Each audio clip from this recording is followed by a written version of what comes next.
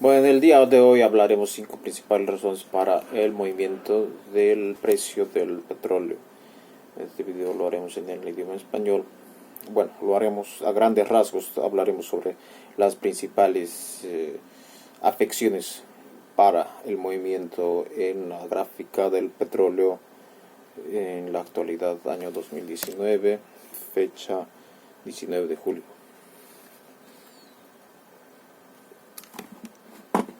Primero, antes que nada, quiero darles el dato exacto.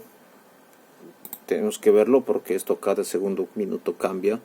El precio del dólar en Londres. Hay dos medidas para... Bueno, está a 56.77 dólares el barril.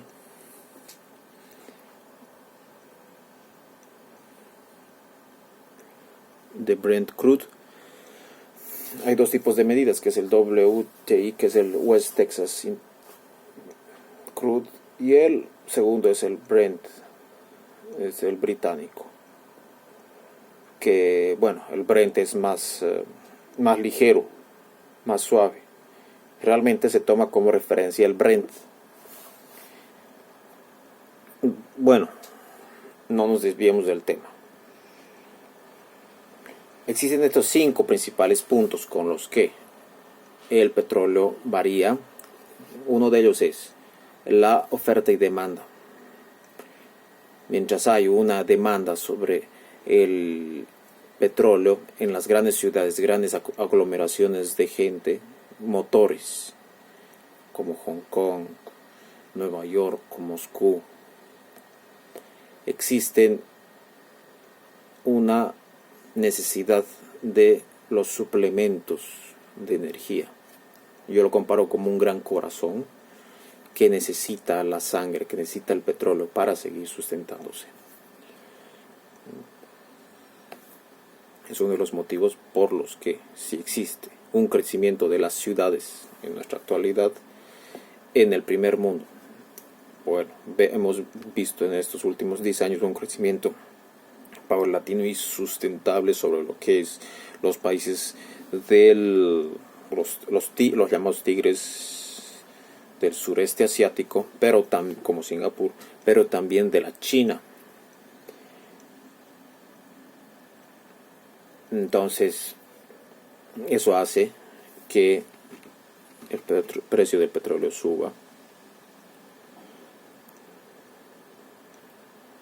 Otro punto es los efectos externos no predecibles, no predictibles, como un terremoto, un huracán. En el huracán de Katrina del 2008, por ejemplo, en agosto del 2015, hubo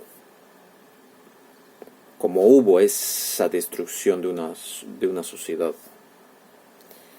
en infraestructura, en fuentes de energía, de electricidad. Las industrias pararon, compañías dejaron de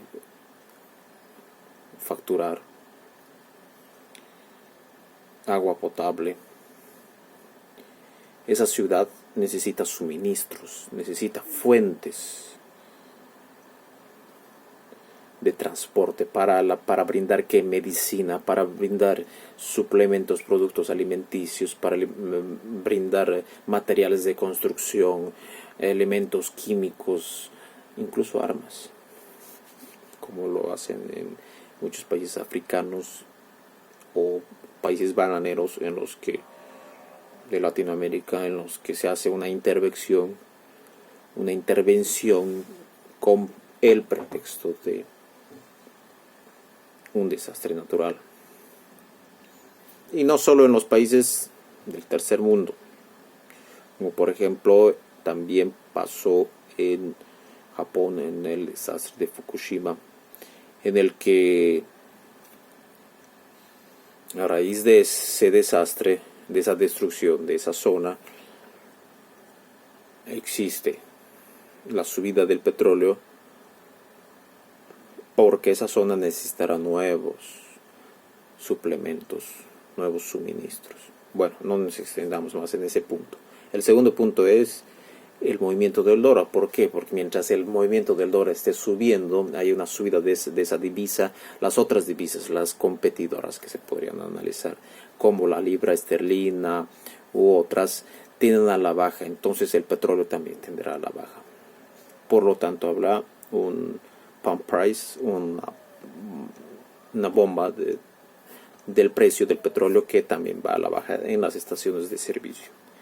El cuarto punto sería la especulación del mercado, que simplemente hacemos un análisis sobre lo que es China, que está impulsando el consumismo, y también mientras ellos estén manejando las finanzas mundiales, su economía va creciendo a un ritmo acelerado. Bueno, en estos últimos años ya no tanto, pero sí en los últimos 10 años hubo un crecimiento hasta del 10%. Hace que ellos puedan manejar las necesidades mundiales de los productos, desde elementos químicos, industriales y demás. El cuarto punto es el último punto es el quinto, que sería las energías alternativas, los recursos de energía alternativa, como ya lo sabemos, solar y demás, nuclear. A mi humilde punto de vista, esto va a pasos muy lentos, muy atrasados, muy retardados, ya que no hay el impulso suficiente de gubernamentales y las inversiones privadas van con muchos obstáculos en el camino, mucho traspié. No hay la financiación ni la voluntad política requerida, ni en los Estados Unidos mismos vemos ese tipo de incentivos, ya que ellos sí son los más interesados, pero políticamente no hay un acuerdo entre el sector privado y el Estado para que se haga un impulso real de sustitución de lo que son las fuentes de energía no renovable, petróleo. Podemos el caso de Tesla con Elon Musk, donde si bien su pensamiento es revolucionario y futurista y tiene un gran éxito, su empresa subió estrepitosamente hacia la cumbre, ya que la tecnología, quien tenga el poderío tecnológico es el que tiene el poder en la actualidad, y eso es la tendencia a la que se va hacia las futuras generaciones.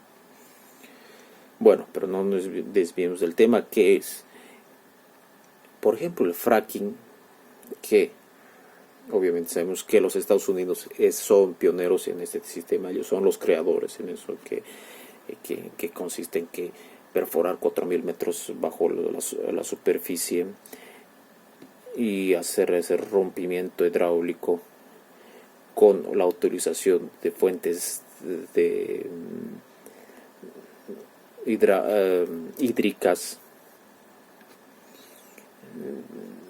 en desmedro al consumo de agua potable de las comunidades, de las sociedades, una necesidad hídrica muy alta,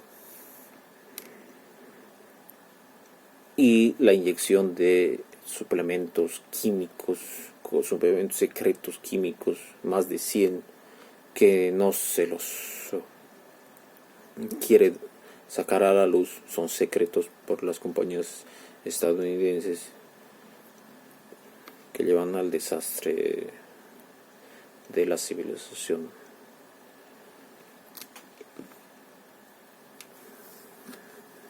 Este tipo de tecnologías nuevas que se van implementando hace que se aminoren los costos del petróleo, ya que se hace más fácil. Por ejemplo, si se halla un método geofísico de hallazgo de reservorios, se hace mucho más fácil encontrarlos aquí y en todo el mundo, con lo cual habrá una baja de estos energías no renovables. Argentina, China, Argentina, Estados Unidos y Canadá, en ese orden, son las principales fuentes del shale gas, que es donde entra el fracking. Y el futuro está para el shale gas en cierta manera. Otro detalle, para no olvidarse, es los países de la OPEC, de la Organización de Países Productores de Petróleo, que lo lidera Arabia Saudita, obviamente, manejando casi una tercera parte de la producción mundial de petróleo. La OPEC maneja casi el 44% de toda la producción mundial. Ellos cierran y abren el grifo del petróleo cuando, no vamos a decir el término cuando les conviene, sino de acuerdo a movimientos y dictámenes de decisiones políticas entre gobiernos, acuerdos diplomáticos que se realizan principalmente en este caso con su mejor socio, que son los Estados Unidos. Ellos ven conveniente cuándo subir o bajar el precio del petróleo de acuerdo a la seguridad nacional de los Estados Unidos. Se hacen este tipo de movimientos. Obviamente no queremos dilucidar ningún análisis político, porque este es un análisis netamente científico y no nos metemos en nada de política. Bueno, nada más para tomar en cuenta que aquí les he puesto un gráfico como en el año 2008. En el año 2014, primero, en el año 2008 hubo una subida del precio del petróleo a $145 el barril.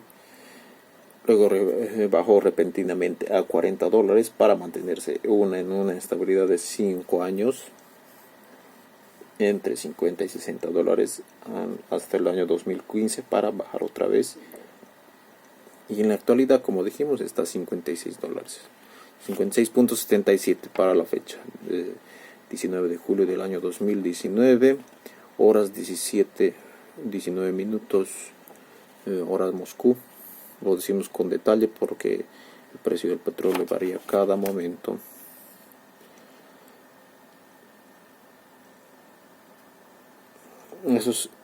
Aquí tenemos otro gráfico de cómo es el consumo mundial de petróleo, que exactamente podemos decir que los Estados Unidos abarcan una quinta parte sobre lo que es la energía de consumo de energía mundial con más del 20%, China con el 13%, India con el 4%, Japón, Rusia, Corea del Sur, Arabia Saudita, Alemania, Canadá, Brasil, donde ya ocupan un 3 y 2% repartido entre ellos. Y luego está el resto de todo el mundo. Pero esas tres principales potencias, Estados Unidos, China, los dos manejan la tercera parte. Solo los dos países manejan la tercera parte del consumo de energía mundial. Lo cual ellos deciden. Están en el marco geopolítico para la decisión. Eso ya es un análisis geopolítico que podríamos hacer una introducción en otro video, de cómo ellos manejan el precio del petróleo. Entonces, esto por hoy. Cualquier pregunta lo realizan a mi correo, que está detallado en la descripción. Muchas gracias, hasta luego.